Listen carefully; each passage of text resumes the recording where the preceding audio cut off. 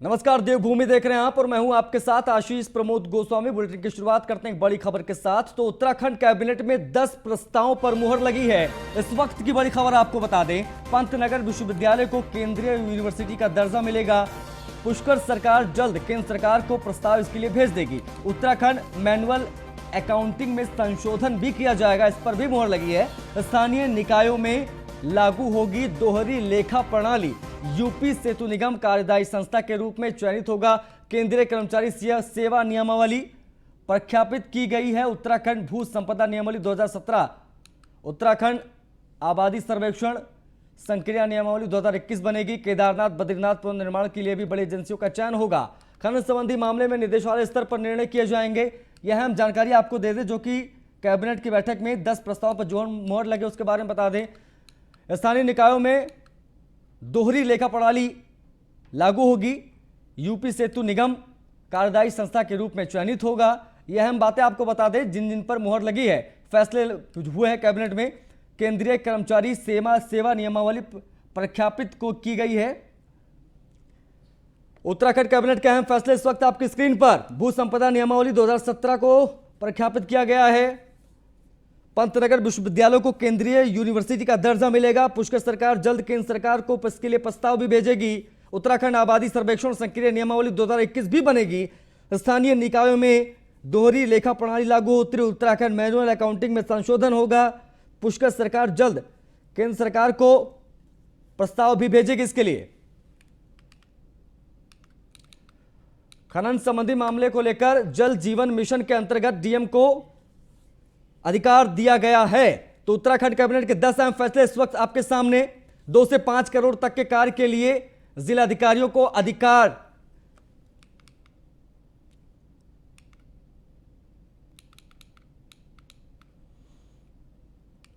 बढ़ते आगे तो उत्तराखंड विधानसभा के मानसून सत्र के दौरान मुख्यमंत्री पुष्कर सिंह धामी ने प्रदेश की जनता और सरकारी कर्मचारियों के लिए बड़ी घोषणाएं की। भू कानून, पुलिस ग्रेड पे, विधायक निधि में कटौती और समूह ग और समूह ख की भर्ती में आयु सीमा में छूट को लेकर सीएम धामी ने बड़े ऐलान किए। वहीं पुलिस कर्मियों को सरकार एक मुश्त 10,000 की प्रोत्साहन राशि भी देने जा रही। रिपोर्ट देखिए। सीएम की सौगात, तोहफों की बरसात, बिजली बिल पर छूट, आप बता रही है लूट। उत्तराखंड विधानसभा के मानसून सत्र के दौरान मुख्यमंत्री पुष्कर सिंह धामी ने कई बड़ी घोषणाएं की हैं। मुख्यमंत्री ने कहा है कि बिजली बिलों के फिक्स चार्ज में अगले 3 महीने की छूट दी जाएगी। अधिभार में भी 3 महीने की छूट मिलेगी। परिवहन विभाग में सेवायन कर में 6 महीने की छूट और पंजीकरण प्रमाण पत्र के विलंब शुल्क में भी 6 महीने की छूट दी जाएगी। पर्यावरण मित्र को आर्थिक सहायता मिलेगी। इसके साथ ही पेयजल विभाग में 31 दिसंबर तक एक साथ बिल जमा करने पर विलंब शुल्क पर राहत दिए जाने का ऐलान भी मुख्यमंत्री ने किया है। सीएम धामी ने विधायक निधि में होने वाली 1 करोड़ की कटौती खत्म करने की घोषणा की। कोरोना की वजह से विधायक निधि में कटौती की जा रही थी। विधायकों ने मुख्यमंत्री की घोषणा का स्वागत किया है। सरकारी डिग्री कॉलेजों के सभी छात्रों को टैबलेट देने का ऐलान भी मुख्यमंत्री ने किया। कैंट बोर्ड में भवन कर का दूसरे स्थानों की तर्ज पर ही निर्धारण होगा। और भू कानून पर पूर्व मुख्य सचिव सुभाष कुमार की अध्यक्षता में कमेटी बनाने की घोषणा भी मुख्यमंत्री ने की है। इसमें सबके सुझाव लिए जाएंगे। पुलिस कर्मियों के लिए भी एक मुश्त 10,000 प्रोत्साहन राशि की घोषणा भी मुख्यमंत्री ने की है। पुलिस कर्मियों के अलावा राजस्व विभाग में पटवारी, लेखपाल, राजस्व निरीक्षक, ग्राम विकास अधिकारी, पंचायत अधिकारी को भी 10,000 की प्रोत्साहन राशि मिलेगी। समूह ग की भर्ती में 1 साल आयु में छूट के बाद अब समूह ख पीसीएस की भर्ती में भी 1 साल की छूट का ऐलान सरकार ने कर दिया है। डॉक्टर शिवानंद नौटियाल छात्रवृत्ति अब 11 छात्रों की जगह 100 छात्रों को मिलेगी। छात्रवृत्ति की राशि 250 से बढ़ाकर 1500 करने की घोषणा मुख्यमंत्री ने की है। स्कूलों में शौचालय का निर्माण तेज गति से करने और स्कूलों में गर्ल्स टॉयलेट की अलग व्यवस्था का ऐलान भी मुख्यमंत्री ने विधानसभा में किया। कोविड की तीसरी लहर आने की स्थिति में बच्चों के लिए आईसीयू बेड की व्यवस्था सरकार की तरफ से की गई है। अन्य प्रदेशों के बच्चों के लिए भी व्यवस्थाएं होंगी। पूरे कोरोना काल में हमारे पुलिस के कांस्टेबल हैं, हेड कांस्टेबल हैं, सब इंस्पेक्टर, उनके द्वारा बहुत सेवा का कार्य किया गया। अपनी जान हथेली पे लेकर लगातार लोगों के बीच में काम किया गया है। उनको हमने 1000 रुपये प्रोत्साहन राशि हम उनको देंगे कोरोना काल के लिए जो उन्होंने काम किया है। इसी प्रकार से पटवारी, लेखपाल, राजस्व निरीक्षक, नायब तहसीलदार, उनके द्वारा भी बहुत अच्छे काम किए गए हैं। अपनी जान हथेली पर रख के लोगों की सेवा की गई है, लोगों के लिए काम किया गया है। सारे विभागों में समन्वय स्थापित करने का काम किया। उनको भी 10,000 रुपये की एकमुश्त धनराशि देने का प्रावधान किया है। इसी प्रकार से जो हमारे ग्राम विकास अधिकारी हैं, ग्राम पंचायत विकास अधिकारी हैं, सहायक विकास अधिकारी हैं, उनके द्वारा भी जो अपनी सेवाएं दी गई हैं, उनको भी हम 10,000 रुपये का प्रोत्साहन राशि उनको भी एकमुश्त देंगे। इसके अलावा पिछले दिनों हमने निर्णय किया था कि कोविड महामारी को देखते हुए समूह ग की जो भर्ती है उसमें 1 वर्ष की छूट प्रदान की थी, लेकिन समूह ख के भर्ती में वो छूट रह गई थी। उसका भी आज हमने शासनादेश जारी कर दिया है।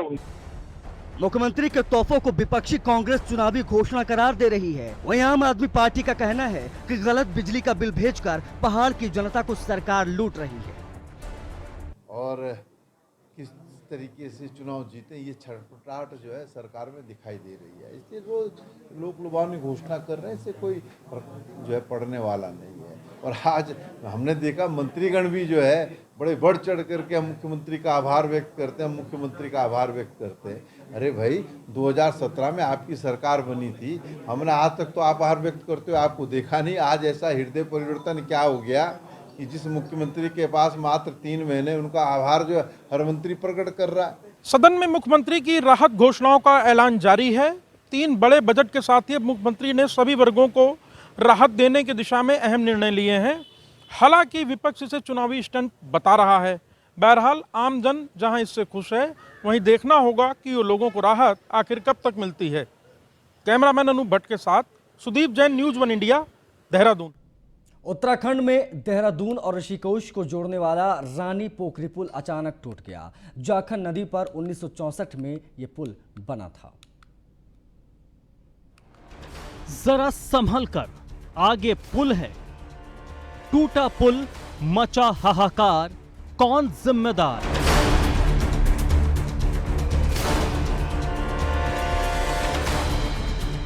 तस्वीरों को जरा गौर से देखते चलिए। ये दुर्भाग्यपूर्ण तस्वीरें हैं। तस्वीरों में टूटा हुआ पुल इस बात का सबूत है कि आखिर सरकारी महकमों में मोटी तनख्वाह पर तैनात अधिकारी कैसे काम करते हैं।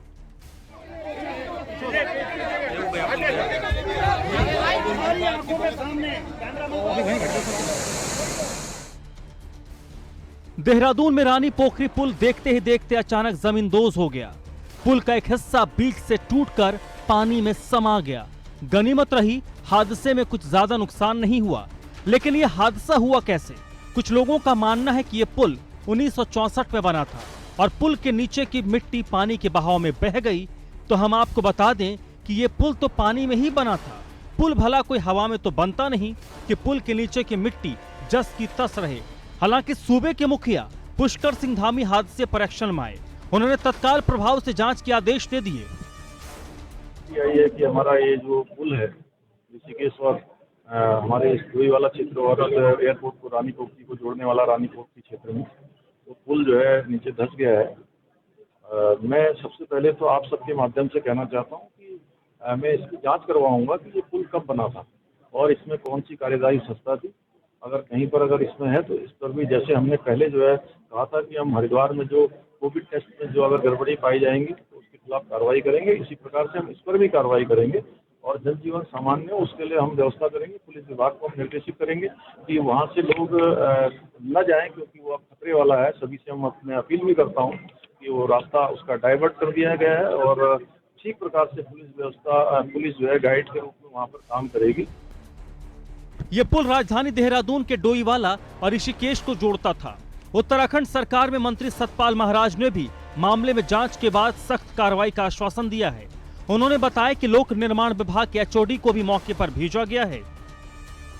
भाग्यपूर्ण है ये पुल जो है, इसका निर्माण 1964 में हुआ था और पानी के बहाव से सारी वहाँ जो रेता है और पूरी जो मट्टी है वो कट गई है और पूरा ये कोलैप्स कर गया है।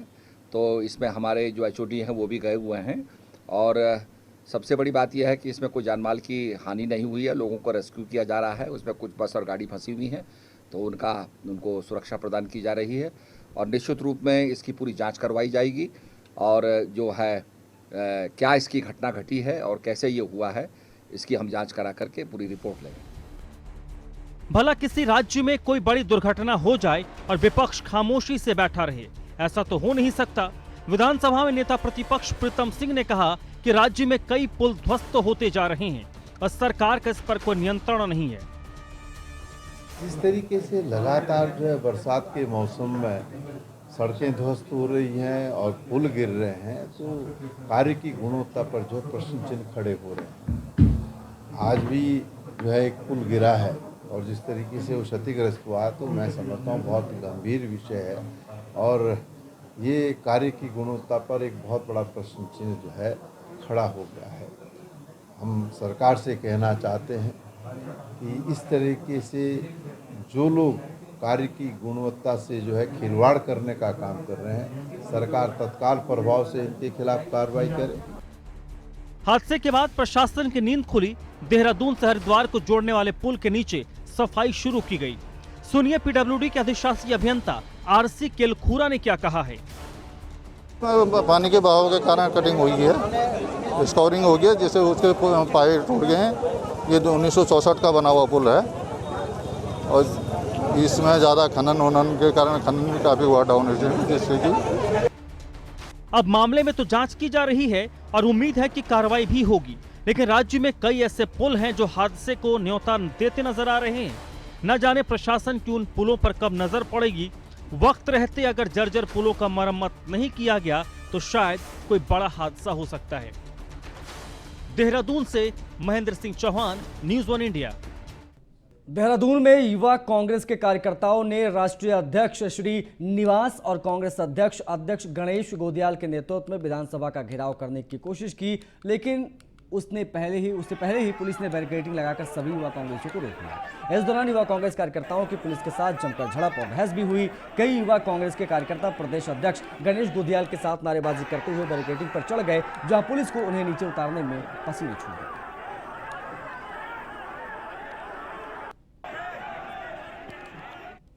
दुर्भाग्य है कि लोगों को अपने हक मांगने के लिए आज हजारों हजार युवा कांग्रेस के साथियों के साथ सड़कों पर आना पड़ रहा है और सरकार ने रोजगार देने के बजाय लाठी और डंडे और गोलियों का बंदोबस्त कर रहा है। उत्तराखंड के लोग, उत्तराखंड की माताएं, उत्तराखंड की बहनें जो गैरसैंण में लाठीचार्ज हुआ, उस लाठीचार्ज को पूरे उत्तराखंड विधानसभा के मानसून सत्र का आज 5वां दिन है। विपक्ष सरकार को घेरने में कोई कोर कसर नहीं छोड़ना चाहता।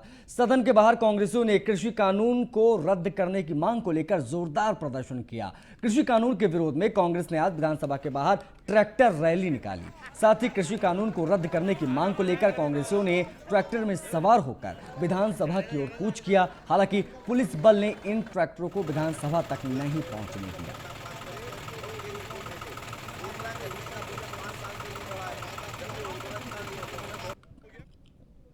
राज्यसभा सांसद अनिल बलूनी की सदन में तारीफ हुई है। स्वास्थ्य सेवाओं के लिए विधायक प्रीतम पवार ने उन्हें सराहा है। कोरोना की दूसरी लहर में आगे रहे अनिल बलूनी, ऐसा प्रीतम ने कहा है। उत्तरकाशी समेत कई जिलों में आईसीयू की व्यवस्था की। अब कैंसर अस्पताल स्थापित करने में अनिल बलूनी जुटे हैं। धनोल्टी क्षेत्र से निर्दलीय विधायक हैं प्रीतम पवार। इन्होंने अनिल बलूनी की तारीफ में कसीदे पढ़े हैं। उत्तरकाशी समेत कई जिलों में आईसीयू की व्यवस्था की तमाम बातें तो प्रीतम ने कही। अब कैंसर अस्पताल स्थापित करने में जुटे हैं बलूनी। धनोल्टी क्षेत्र से निर्दलीय विधायक हैं, आपको बता दें प्रीतम पवार। इन्होंने तारीफ की है अनिल बलूनी की। राज्यसभा सांसद अनिल बलूनी, सदन में उनकी तारीफ की।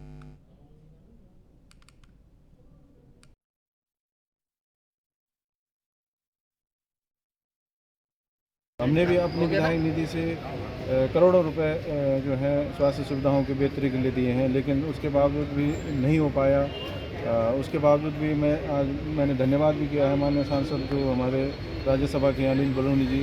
उन्होंने भी आईसीयू के लिए शुरू करने के लिए चाहे उत्तरकाशी हो या अन्य जगह हो धनराशि स्वीकृत की है और साथ ही साथ उन्होंने प्रदेश के अंदर 2 जो कैंसर अस्पताल हैं उनकी स्वीकृति प्रदान कराई है, गढ़वाल में, कुमाऊं में। निश्चित तौर पर वो बहुत ही जो है तारीफ के काबिल है।